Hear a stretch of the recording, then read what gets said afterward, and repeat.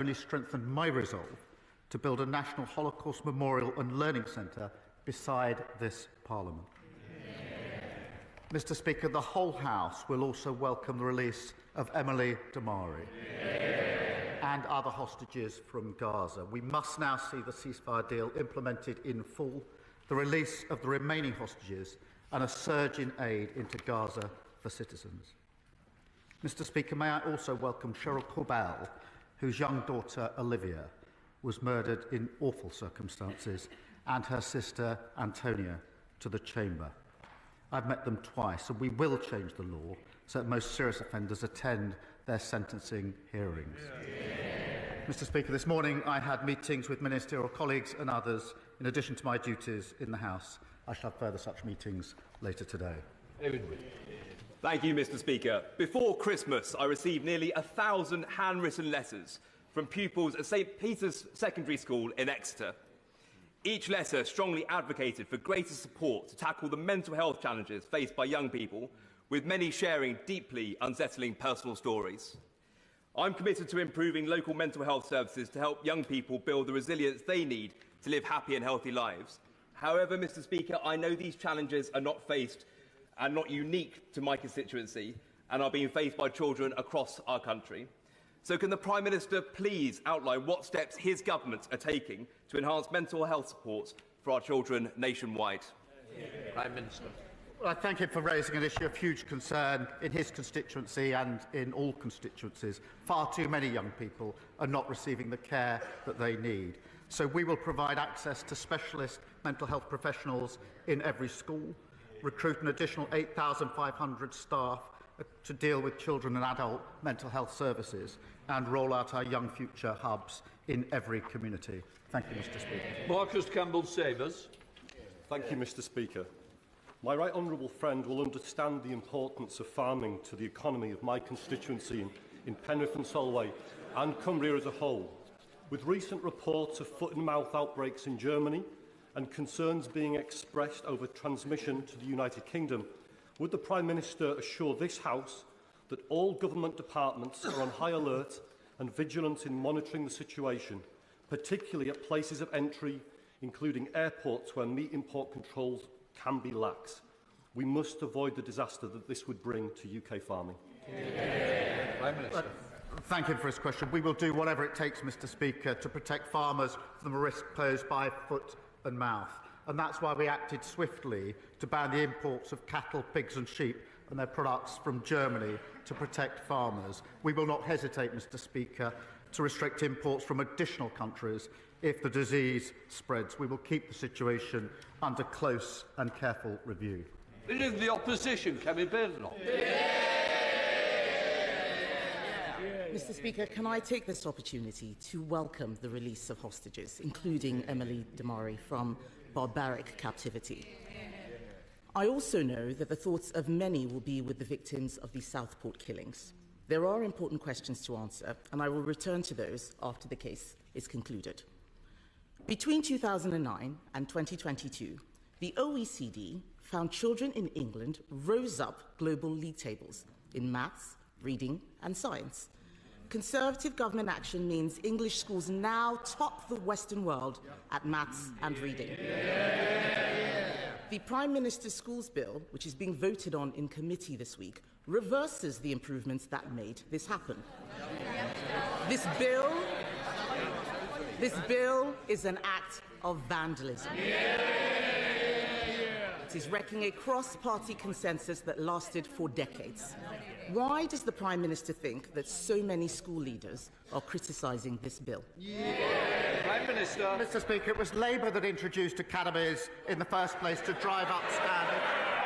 Academies are here to stay and will continue to drive up standards. That's what the bill is about. But also in that bill are important provisions for protecting children, including a provision to stop abusers taking children out of school, a unique identifier to ensure the whereabouts of all children are known. What did the Leader of the Opposition do? She instructed all of them to vote against those measures.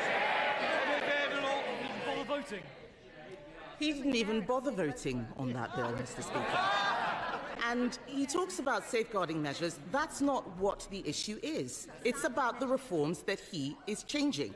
We have an example of where these reforms were not introduced. Wales, which has been under Labour control for 2 decades.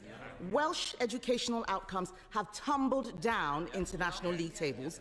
Poor children in England now do better than wealthier children in Wales. This bill denies children the guarantee that their failing schools will be turned into a better academy. It is an attack on excellence, it is an attack on higher standards, it is an attack on aspiration. This bill is the worst of socialism, Mr. Speaker, and isn't it deprived children in England who will pay the price? Mr. Speaker, as I say, we introduced academies, we're committed to them, we're driving standards up. But this bill is important because it also sets up breakfast clubs for the very children that she claims to champion. It limits the expense of school uniform and it puts in place vital protections for children. She has to answer the question, why did she instruct all of them to vote against child protection measures? Mr. Speaker, the Prime Minister thinks that he can distract people from what is wrong with this bill. This is not about breakfast clubs and school uniforms. Teachers and parents will be horrified at just how bad this bill is. Even his own MPs may not realise it, but the bill will cut teachers' pay. It cuts pay for 20,000 teachers. His Education Secretary says there is not a ceiling for pay. They're all shaking their heads. They clearly haven't read the bill. She hasn't read the bill either. Because Clause 45 means teachers' pay will be capped. Did the Prime Minister know that the bill, as it stands, will cut teachers' pay? Mr. Speaker, we do need flexibility in our schools. And if she'd hopped off social media for a while, she would have seen the amendment that was put down this morning to achieve that end. But she says this bill is not about child protection. We had a young child killed who was taken out of a school by an abuser. This bill closes that gap. That is urgently needed. We have children who have not gone back to school since COVID. This bill closes that gap. She can make her points on academies. We can debate academies, but to vote against the bill is a disgrace on all of them.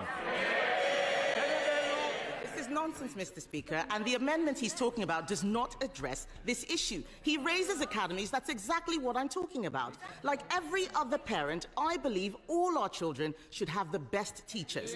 Apart from cutting their pay, listen to what the head of Year 11, Mr. Speaker, at Michaela, the head of Year 11 at Michaela, the most successful school in the country, came from the armed forces. The headmistress says that with Labour's new rules, she would never have been able to hire him.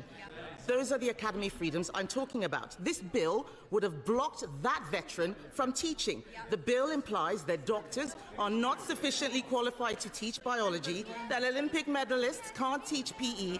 Why is the Prime Minister closing down routes into teaching when we should be opening up more? She knows that's not right. No, it's not. Look at the provisions in the bill. But to say there ought to be qualified teachers in our schools should not be extraordinary or opposed. And we had far too many examples in our secondary schools under their watch of teachers missing when we needed maths teachers. They championed maths. We didn't have enough maths teachers in our secondary schools, and I want every single child to have the best possible education. The facts speak for themselves. The standards went up under Conservative governments. What we need to know is who is benefiting. Mr. Speaker, everyone is asking who is benefiting from these changes. It's not teachers. Their pay is being capped. It's not parents. Their choices are being restricted. It's definitely not children. Their outcomes will get worse. So who is benefiting? It's the trade unions. The National Education Union sent out a tick list proving that after a decade and a half, they are finally getting their way. Why is the Education Secretary allowing trade unions to run her department and ruin children's education?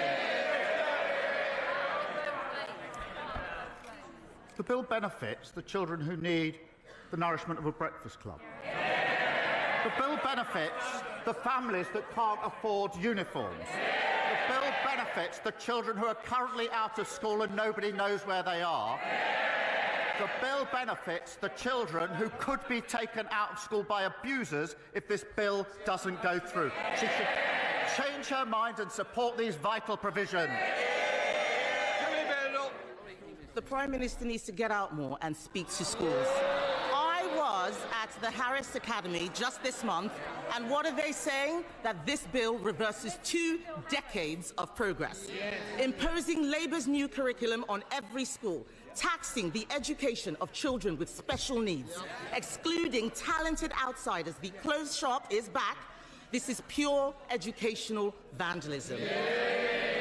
And alongside these attacks, removing single-word Ofsted judgments so parents cannot see the standards slipping. It is the same old Labour. Bad outcomes for all children, excellence for none. Mr. Speaker, I know what it's like to go to a school which didn't care about standards. This is a tragedy in the making. The key changes in this bill were not in their election manifesto. Isn't that because he knew parents and teachers would reject them? Parents and teachers know we introduced academies. Parents and teachers know we're driving by standards. We're committed to them. They're part of the future. We will continue to focus on standards. And she talks about special need.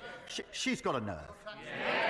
I don't know. And they know it. Remember them. They have asked me questions, these Prime Minister's questions, about the appalling situation of special needs under their watch. We're going to fix that mess like we're fixing every other mess. Thank you, Mr. Speaker. Parents should feel confident that when their child is sick, they can take them to their local hospital to be treated as soon as possible. But last year, when my son was having difficulty breathing, like many parents, I couldn't take him to the Alexandra Hospital in Redditch, as paediatric services were temporarily closed in 2016 and have never been reinstated. As part of this government's record investment into our NHS, would the Prime Minister agree to meet with me to explore ways to enable local integrated care boards to reinstate critical services for growing towns like Redditch? Prime Minister. Well, I thank him for raising this important issue, and I know he's campaigned on it for a very long time. We are putting, Mr. Speaker, a record £25 billion investment into the NHS as part of our plan for change. Building an NHS fit for the future means places like Redditch will see lower waiting lists and services that reflect their needs. Whilst, Mr. Speaker, responsibility over service rests with the appropriate NHS Commissioner, I will ensure that he gets a meeting with the relevant Minister to discuss the issues. Leader of the Liberal Democrats, Sir Ed Davey.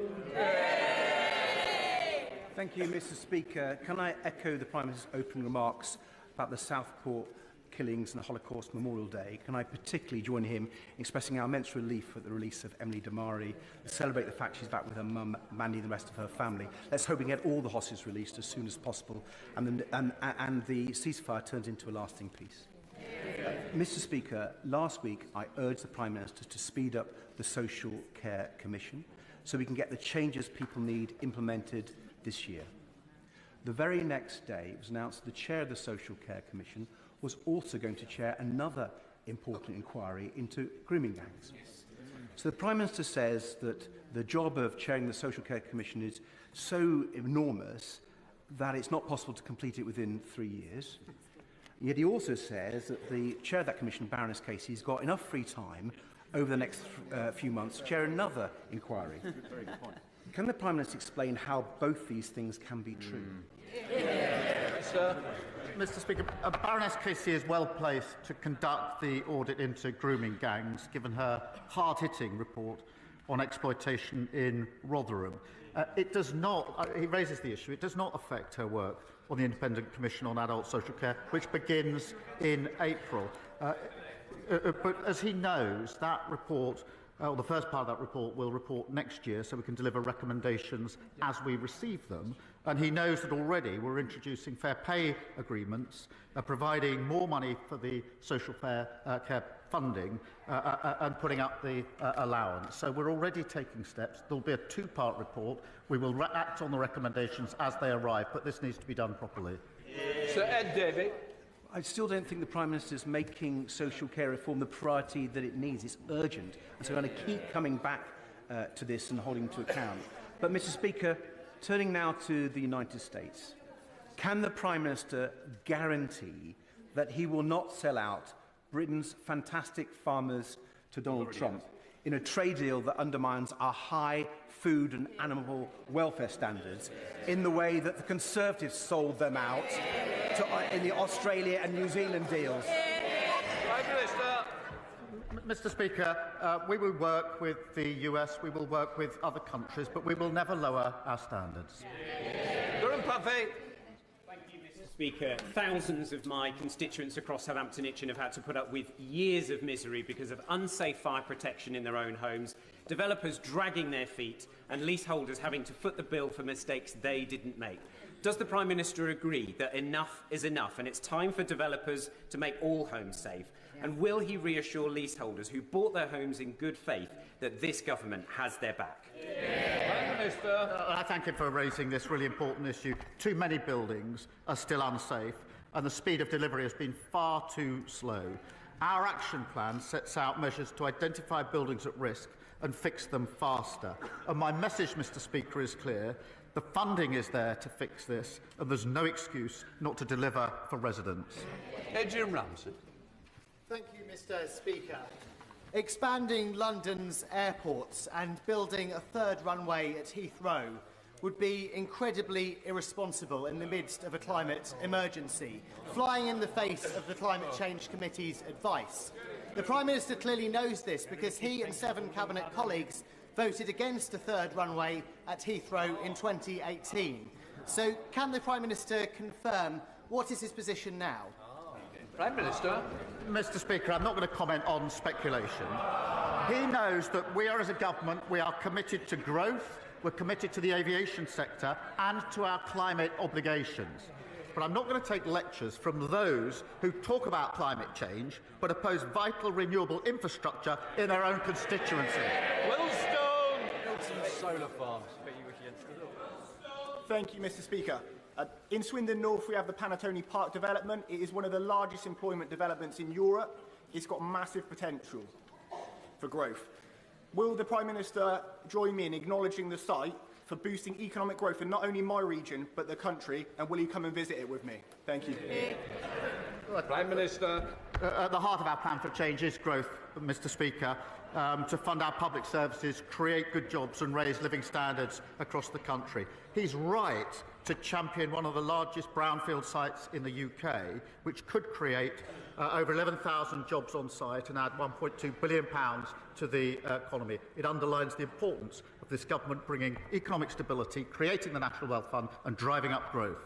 Luke Taylor. Thank you, Mr. Speaker. Recently, the Prime Minister visited Epsom Hospital, where he committed to not just paper over the cracks in the NHS after years of Conservative lies. Yet on Monday, his government confirmed that our St Helier Hospital will develop these wounds and the hospital will crumble. Mr. Speaker, St Helier Hospital will not survive the delay this has introduced. People will die and NHS staff will break. So I ask the Prime Minister, will he apologise to my constituents as they wait years for a new hospital building? And will he visit the hospital with me to witness firsthand the dire situation our residents face? Prime Minister. Well, Mr. Speaker, he's right to raise the concerns of his constituents, and I'm not surprised that they're frustrated or even angry at the lack of delivery under the previous government. There was no credible plan. Mr. Speaker, they shut. Let me read the Infrastructure and Projects Authority's verdict on what we inherited. This is their words. There are major issues. Look, Prime Minister. Mr. Philp, I expect better from the front bench, and I'm sure you're going to show better, Prime Minister. I think he was Liz Truss's right-hand man, so we wouldn't expect anything else. the verdict on the plan that he is talking about was this: major issues. This is their record. They shouldn't be chuckling. Major issues on the definition, the schedule, the budget, the quality and the delivery. It was a fiction, always was. Joe Platt. Thank you, Mr. Speaker. Alongside Greater Manchester MPs, I recently met constituents who shared distressing accounts of malpractice by a spinal surgeon affecting many across the region. They have formed an injured staff and patient group, but despite a review, they feel justice hasn't been served and the Hospital Trust is yet to conduct a full patient recall. Will the Prime Minister arrange a meeting with the group and the relevant minister to help them get the justice that they deserve? Well, I thank her for raising this awful case, and the stories and accounts that she puts forward are heartbreaking and deeply concerning, and I will make sure that she and the group receive a meeting with the relevant health minister at the earliest opportunity. Sir Bernadette. When it comes to his budget, which raised taxes, raised borrowing and raised public spending as a strategy for economic growth, when is the Prime Minister going to accept the words of the Labour Prime Minister in the 1970s, who explained to a Labour conference that in all candour that option no longer exists, and that the only way to obtain sustained economic growth will be by cutting taxes and cutting regulation? Prime Minister.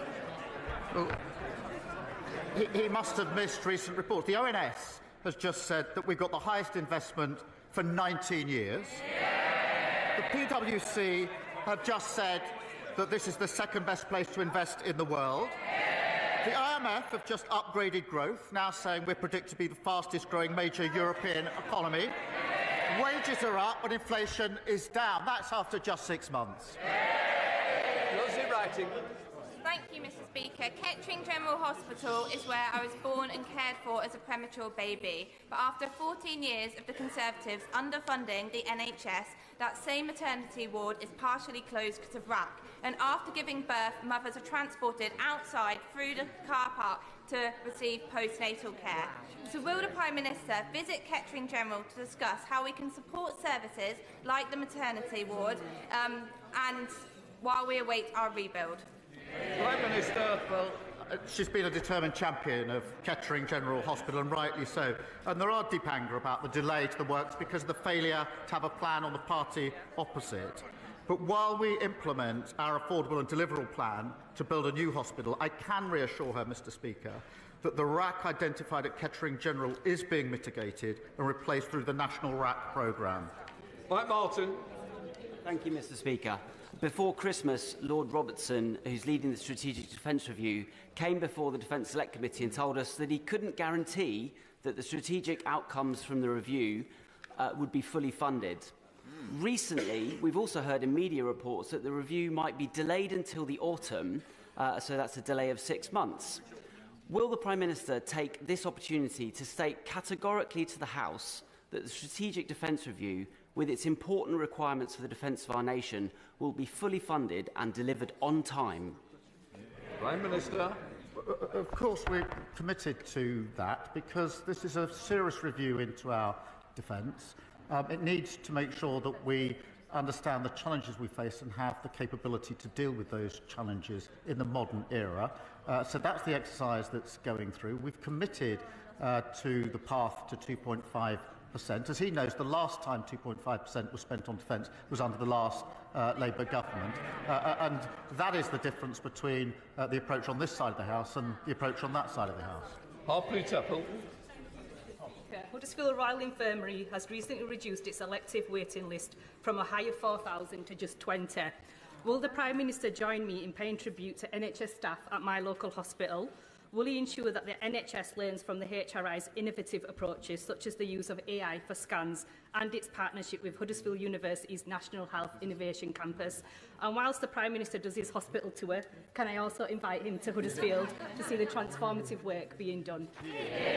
Prime Minister. Look, can I thank her because the achievements of the hard-working staff at Huddersfield Royal Infirmary prove that you can bring down waiting times through our plan for change. And it is important we're applying that best practice and innovation across the NHS. We must do more. We inherited record waiting lists, and we are now bringing them down. Andrew Snowden. Very much, Mr. Speaker. In what is supposed to be a honeymoon period for a new government, the Prime Minister has sacked his Chief of Staff, forced his City Minister and Transport Secretary to resign, whilst Number 10 has been briefing against the Pensions Secretary, Home Secretary and Education Secretary. Is it not time that the Prime Minister accepts that the root causes at the heart of this government are with him, not them? We just won a landslide victory, and we've got a massive majority. We're getting on with the job. And Mr. Speaker, I don't think we saw. Look at the sheer number of ministers that they got through on a yearly basis, causing instability in every conceivable department. Paul Davies. Thank you, Mr. Speaker. In 2016, I was diagnosed with colon cancer and had excellent treatment at Huddersfield Royal Infirmary.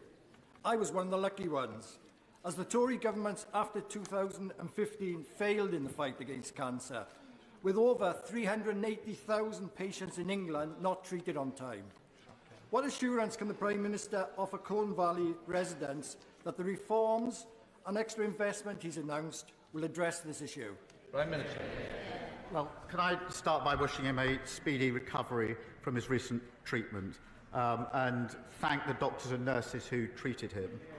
Under the previous government, there was no progress made in diagnosing cancer at stage 1 and 2 between 2013 and 2021. That is an appalling inheritance.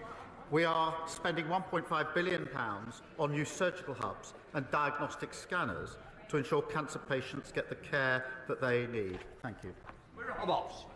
Mr. Speaker, eating disorders are the mental health disorder with the highest mortality rate. We have 1.2 million sufferers at least. Some are being told that they are now too ill to be treated, yet eating disorders are entirely treatable. Today, the Eating Disorder APPG is publishing its report of how to make eating disorder services fit for purpose. Can I ask the Prime Minister to pay very close attention to that report? Prime Minister. Can I start by recognising her dedicated work and campaigning on this issue for many years. NHS England is expanding eating disorder treatment services, including crisis care and intensive home treatment. And as she knows, the Online Safety Act will prevent children from encountering harmful content that promotes eating disorders to services. And we will look very carefully, obviously, at the report that is being published and consider its recommendations. Sarah Owen. Thank you, Mr. Speaker. In the past few days, Luton has suffered 2 stabbings, as well as 1 woman murdered, another seriously injured, and a manhunt is currently underway for the suspect. This January alone, there has been at least 12 recorded violent offences in Luton. After decades of being funded as a rural police force, Bedfordshire has had to make do with special grants to tackle serious and violent crime. Does the Prime Minister agree that proper police funding is essential for keeping people in Luton North safe? And will he ensure Bedfordshire Police receive the grants we need to fight crime on our streets? Well, I thank you for raising this case. And she and I have met far too many families devastated by this senseless violence. We are taking urgent action to ban zombie-style knives and regulating the online sale of knives. It is unacceptable that these murder weapons can be bought with 2 clicks.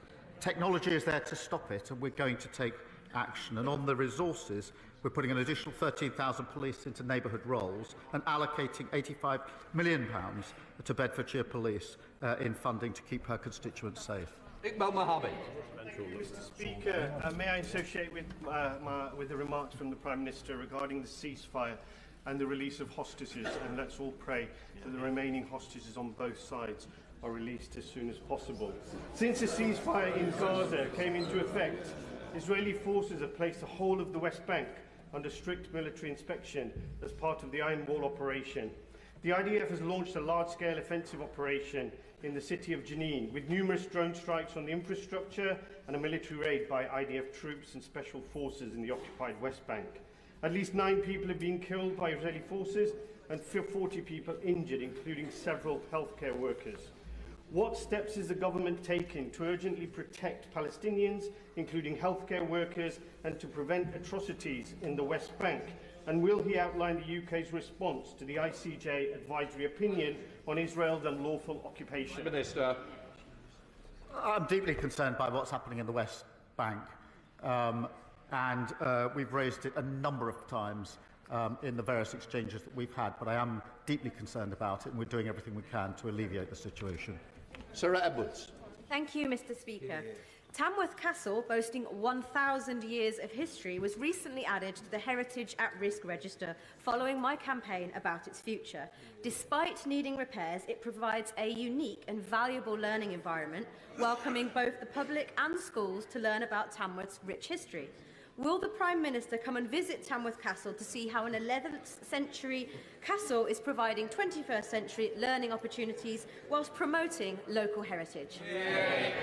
Prime Minister. Can I thank you for a kind invitation? I particularly enjoyed Tamworth's recent FA Cup heroics against Tottenham, albeit they didn't quite win. Mr. Speaker, we are committed to protecting our most vulnerable heritage, and I know Historic England is working closely with Tamworth Borough Council to preserve this local treasure for future generations. It's particularly important to continue school visit programmes supporting our mission to get every child the best opportunities in life. Alison Bennett. Thank you, Mr. Speaker. Across England, there are 95,000 students who attend non-academised sixth form colleges.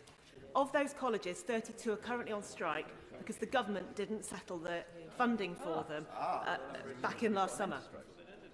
I wonder, could the Prime Minister tell me whether he intended to create a two-tier education system for sixth form students who are the victims of the COVID crisis?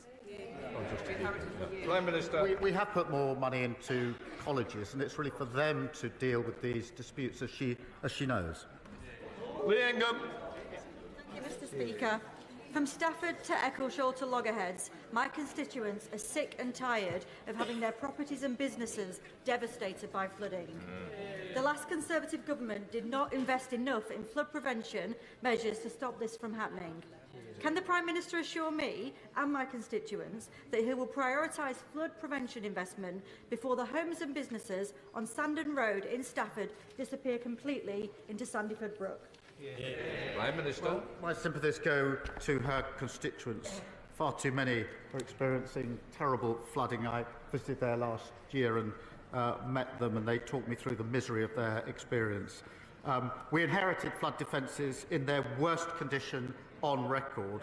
We are now investing £2.4 million in flood defences to better protect communities, and committed £60 million to support farmers impacted by the extreme weather. Rebecca Smith. Thank you. 2-year mortgages have hit 5%.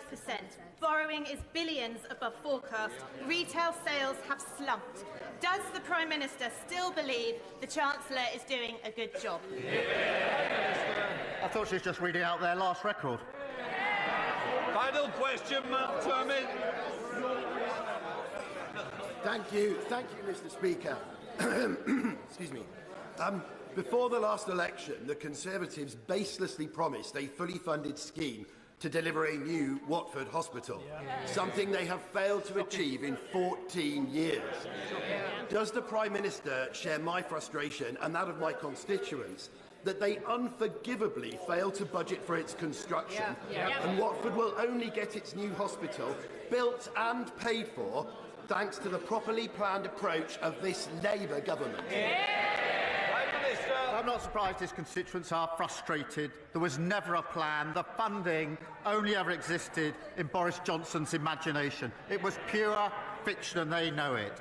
We have an affordable and delivery plan to build these new hospitals, and that includes Watford General, and we'll be getting on with it. That completes Prime Minister's questions.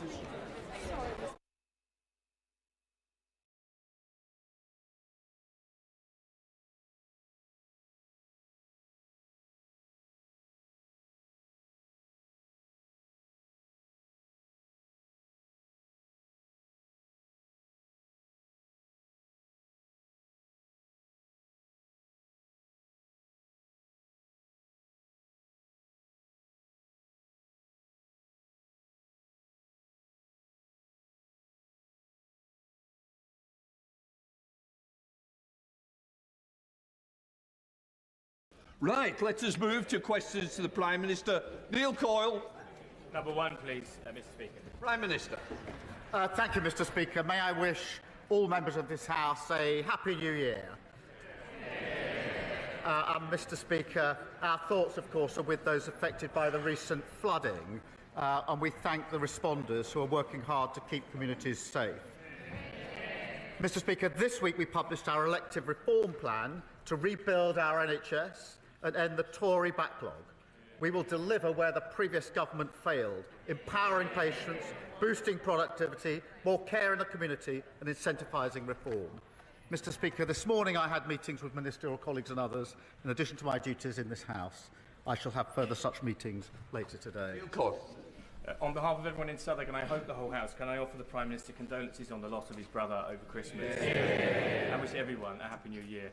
Last July, the public overwhelmingly backed Labour's manifesto commitment to halving violence against women and girls. Can the Prime Minister set out how today's vote on the Children's Wellbeing Bill is a crucial step to delivering that promise, to protecting children, and without the delay of an unnecessary further lengthy inquiry? Can I thank him for his remarks about my brother and the other colleagues who've sent me remarks. Mr. Speaker, he raises a very important issue. Violence against women and girls, abuse, child sexual exploitation are sickening. Many victims have been let down for a very long time by warped ideas about community relations and the protection of institutions. Mr. Speaker, he raises the question of inquiries.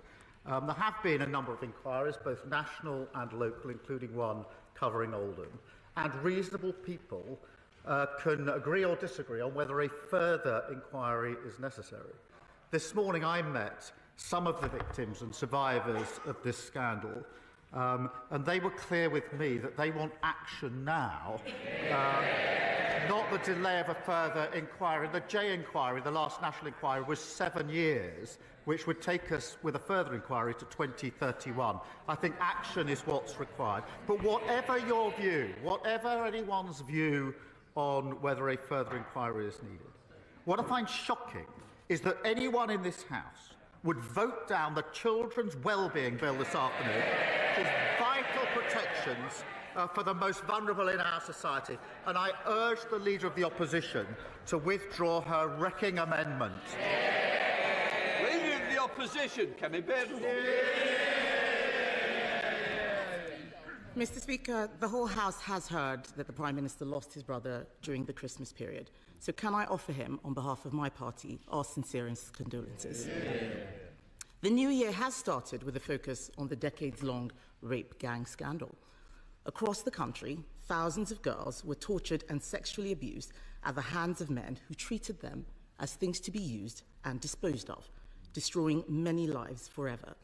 The Prime Minister has mentioned previous inquiries. He is right. There has been an inquiry into child sexual abuse, but it wasn't about the rape gang scandal. In its 468 pages, it mentioned Rotherham just once. Is the Prime Minister confident that we know the full extent of rape gang activity? Prime Minister. Can I first thank her for her condolences, and can I thank her for reaching out over the Christmas period when I lost my brother? I really did appreciate that, and I appreciate it today. Mr. Speaker, on the question of a further inquiry, there have been a number of inquiries, some of them localised, including the Mayor of Manchester's inquiry recently, and of course a national inquiry Professor Jay carried out, took 7 years, had 20 recommendations, none of which actually were implemented by the party opposite when they were in government. Now, this is a really serious issue, and we must focus, obviously, on the victims and survivors. There's no fixed view on the victims and survivors about a further national inquiry. There are mixed views, but there is a view, and I share this view, that what is needed now is action on what we already know. We already know, myself from personal knowledge when I was Chief Prosecutor, that warped ideas, myths and stereotypes about victims are at the heart of this. We've known that for a decade. The Jay report called for mandatory reporting. I called for it 11 years ago. What we need now is action. What can't be tolerated is the idea that this afternoon members opposite will vote down a bill which protects children, include Mr. Speaker, Mr. Speaker, let me just... One of the provisions in the bill is to protect children vulnerable today who are out of school to prevent abusers ever taking those children out of school. I implore members opposite to defy the misleading leadership of the Leader of the Opposition and vote for a really important bill. Mr. Speaker, I'm shocked that the Prime Minister would say that actions were not taken. He knows full well that we accepted 18. He knows full well that we accepted 18 of the 20 recommendations in the J inquiry and went further, launching a gangs task force that found 550 more perpetrators. That shows that there is still work to be done. In Rotherham alone, there have been over 1,400 victims. Across Oldham, Bradford, Bristol, Rochdale, and dozens more towns, there have been thousands more victims, but no one has joined the dots. No one has the total picture, and it is almost certainly still going on. One victim from Telford, and I know he says that victims have different views. We have different views across this House. But one victim from Telford says she wants a national inquiry because it will hold people accountable in a way that previous inquiries have not. It is very possible to have actions, take on more, and still have a national inquiry. So why won't he listen to victims and launch a national inquiry which would have the power to summon witnesses and make them give evidence under oath? Mr. Speaker, she says they accepted the recommendations. They didn't act on them. Exactly. One of the central recommendations was mandatory reporting, and it still hasn't been enacted. I called for this 11 years ago. They've been tweeting and talking. We've been acting. Well, Mr. Speaker, the Leader of the Opposition has been an MP, I think, for 8 years. Her party have been in government for 7.5 of those 8 years. She was the Children's Minister. She was the Women's and Equalities Minister. I can't remember her, I can't recall her once raising this issue in the House, once calling for a national inquiry. It's only in recent days she's jumped on the bandwagon. Now, Mr. Speaker, in fairness, if I'm wrong about that, and she has raised it, then invite her to say that now, and I will happily withdraw the remark that she hasn't raised it in this House in the 8 years that she's been here until today. Mr. Speaker, the Prime Minister is being very specific because I have raised this issue. I've raised it in speeches, I've raised it publicly. He knows that as a minister, I would not have been speaking on this specific issue. I was not a Home Office minister, but Mr. Speaker, I will remind him about other victims who came to me who I did help. The victims of the Tavistock scandal who came to me as a minister. I didn't send them away like his safeguarding minister. I made sure, as his Labour Party were calling me transphobic, that we launched the CAS review, which even his health secretary has accepted. So we do right by victims, Mr. Speaker. The reason why a national inquiry is important is because this issue is systemic. It has been involving local and national officials, the police, prosecutors and politicians. He talks about some of the local inquiries, but these interlinked issues cannot be covered by local inquiries alone. In fact, the leaders of the Manchester inquiry resigned because they couldn't get evidence, they couldn't summon witnesses, and not a single person in a position of authority has been held to account. The Prime Minister called for 9 inquiries in the last Parliament. Does he not see that by resisting this one, people will start to worry about a cover-up?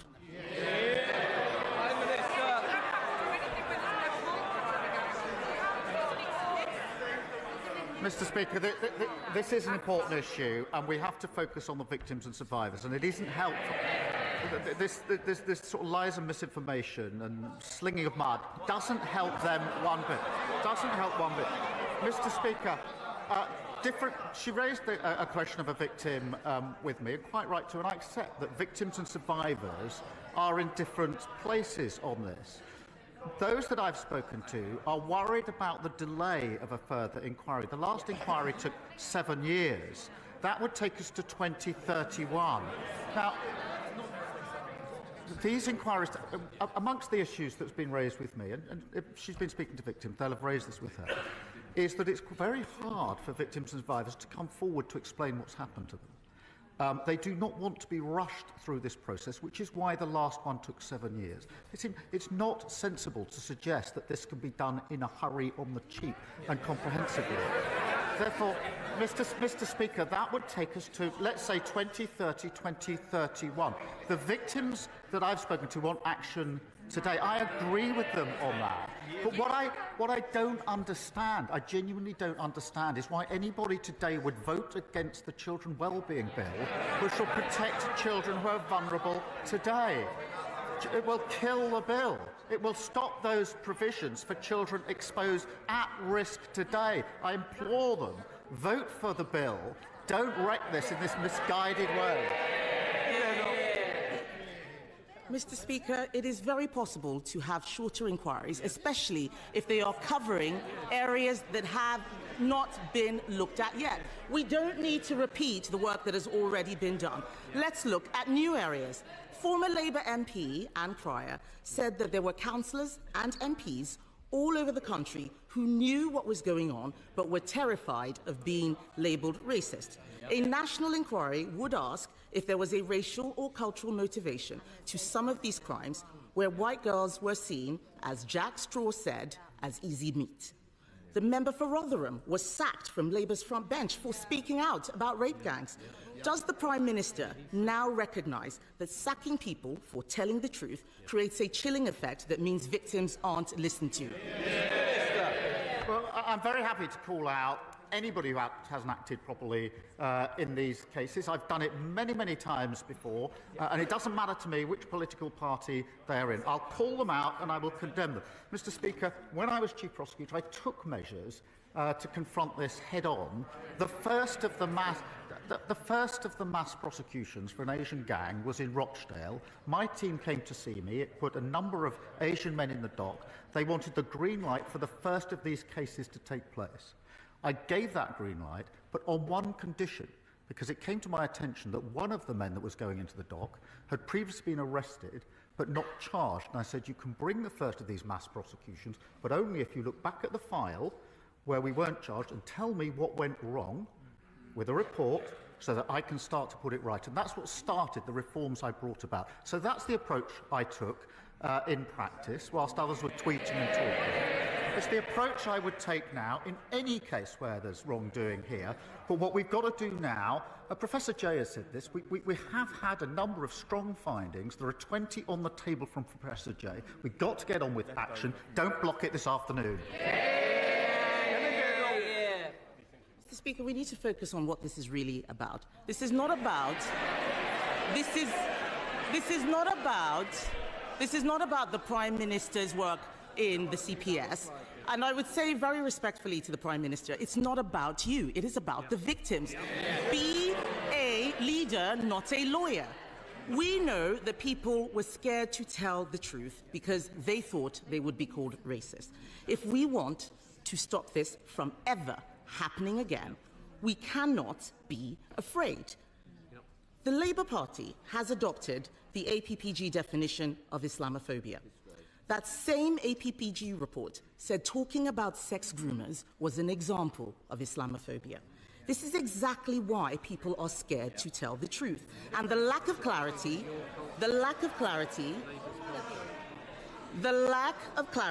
means that innocent British Muslims are smeared by association. That is not fair, and only a national inquiry can solve this. So will the Prime Minister look again at the Labour Party's adoption of the definition of Islamophobia, its chilling effect, and rule out introducing it in government? Prime Minister. Mr. Speaker, I will call out any aspect that has prevented anybody coming forward or any case going forward when it comes to violence against women and girls, child abuse or child sexual exploitation, as I have been doing now for the best part of 15 years. But, yes, some people will say there should be a further inquiry, but that does... I accept that, but that means all the victims and survivors who are going to give evidence need to be in a position to do so. Not all of them are. I've been speaking to them. There are some that do think they are. It will take time. All of the institutions will have to give evidence. That will take time. This will delay things till 2031 also. But Mr. Speaker, we already know what the major flaws are. And my argument is we should get on with that action. And that's why we're bringing forward the bill this afternoon. Mr. Speaker, the Prime Minister has effectively told us that he's not able to do two things at the same time. This issue of a delay is a weak excuse, and I would say to him that by refusing this inquiry, he is enabling those people who wish to smear all British Muslims based on the actions of a small minority. He is talking about distraction tactics. Let us have the truth. The Prime Minister cannot tell the House the full scale of the scandal. He doesn't want questions asked of Labour politicians who may be complicit. He won't listen to the victims. He won't listen to the victims who are calling for a national inquiry. He is making this all about a bill this afternoon. Later today, he will tell Labour MPs, including in Telford, Rochdale, Bristol, Derby, Aylesbury, Oldham, Bradford, Peterborough, Coventry, Middlesbrough, Newcastle, Ramsgate, to tell all of these people to vote against a national inquiry into the gangs which have systematically gang-raped children in their constituencies. This is one of the worst scandals in British history, Mr. Speaker.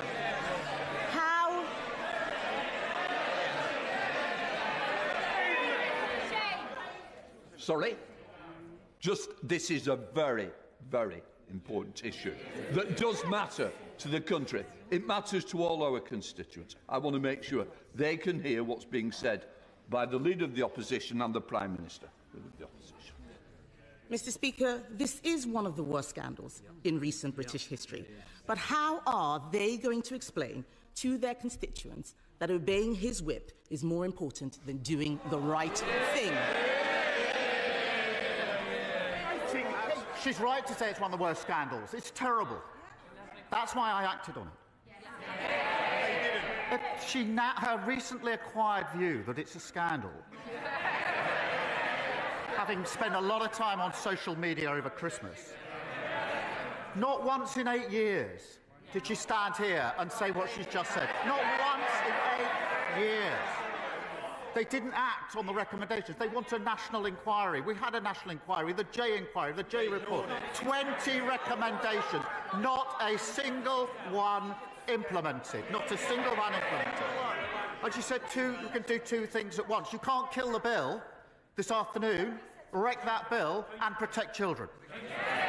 There was Mr. Speaker, there was a dreadful case of Sarah Sharif that everybody will remember. This was the girl taken out of school and abused by an abuser.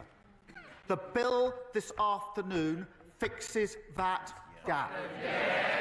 And I know, I'm looking across, I know there are honourable members on the benches opposite who know very well that what's in this bill is necessary, that it's the right thing to do, and that would want to vote for this bill. I urge them to think twice about following this short-sighted, misguided, bandwagon-jumping approach of the non-leadership of the Leader of the Opposition. I urge them to.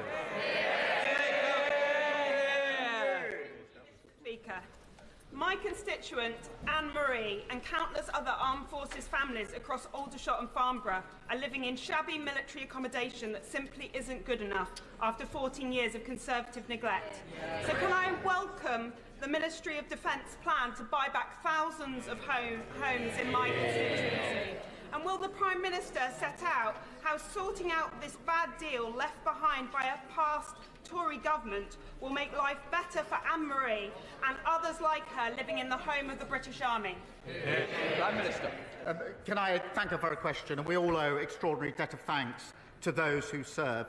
Mr. Speaker, by reacquiring over 36,000 service family homes, including 1,700 in my honourable friend's constituency, we can rapidly transform substandard accommodation.